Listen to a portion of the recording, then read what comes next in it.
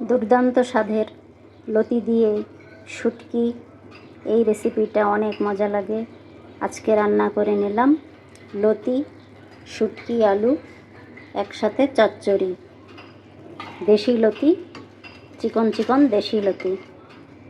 দারুণ মজার লতির রেসিপিটি শেয়ার করব, আশা করি সবাই পাশে থাকবেন।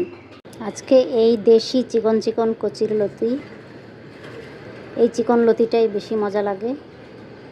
এটাকে বটিতে কেটে নিব। এটা কেটে ধুয়ে পরিষ্কার করে নিলাম।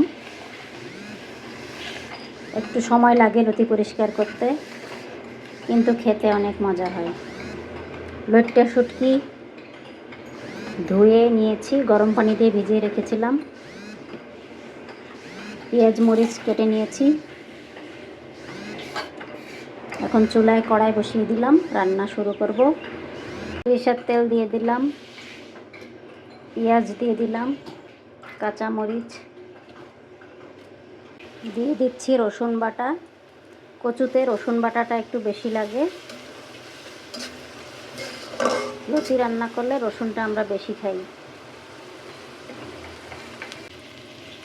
শুটকিটা দিয়ে ভেজে নিব।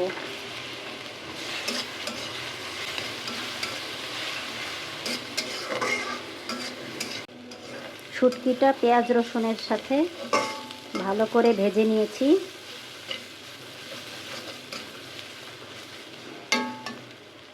এখন দিয়ে দিব লবণ, হলুদ, কয়েক টুকরা আলু, একটু পানি দিয়ে আস্তে আস্তে কষাবো।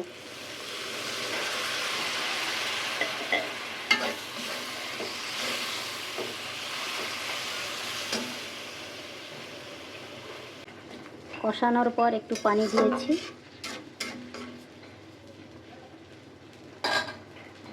এখন লতিগুলো দিয়ে দেব। দেশি চিকন লতিটার স্বাদ বেশি হয়।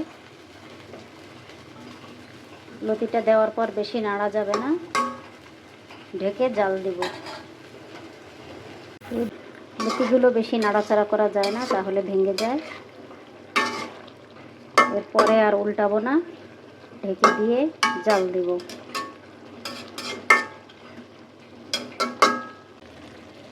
প্রায় হয়ে আসছে শুটকি লতির চচ্চড়ি। ধনিয়া পাতা ছিটিয়ে দিলাম। তৈরি হয়ে গিয়েছে গরম গরম শুটকি দিয়ে লতি। অনেক মজার একটা খাবার। গরম ভাতের সাথে এই রেসিপিটা অনেক মজা লাগে।